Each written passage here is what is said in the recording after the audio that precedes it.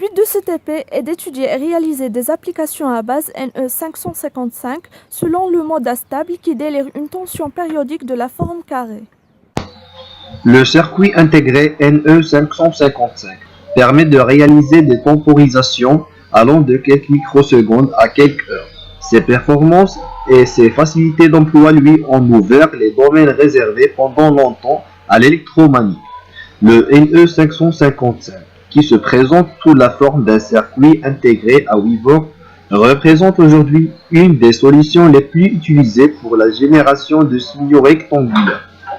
Le NE555 peut fonctionner selon trois modes: monostable, astable ou bistable.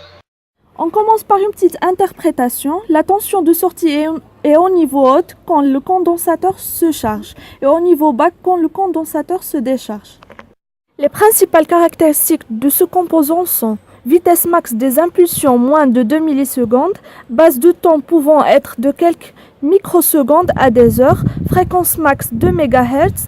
Elle fonctionne en mode monostable, bistable ou astable. Il fonctionne de 4,5 V à 16 volts, compatible TTL 5 volts, courant de sortie de max 200 mA.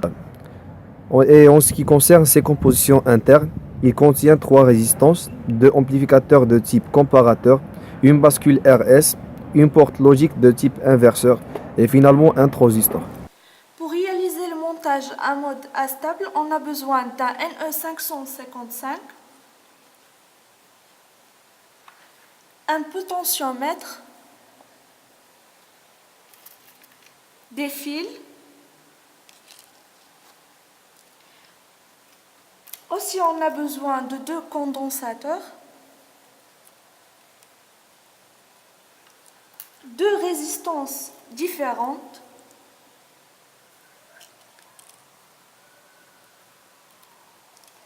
un LED, une LED,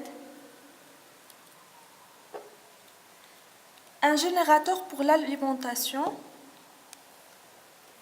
et une Tesla.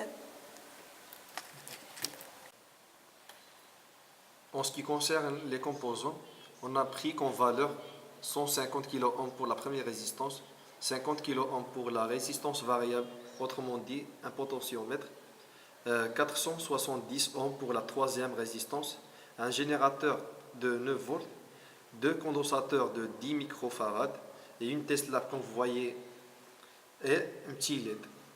Et enfin un NE550.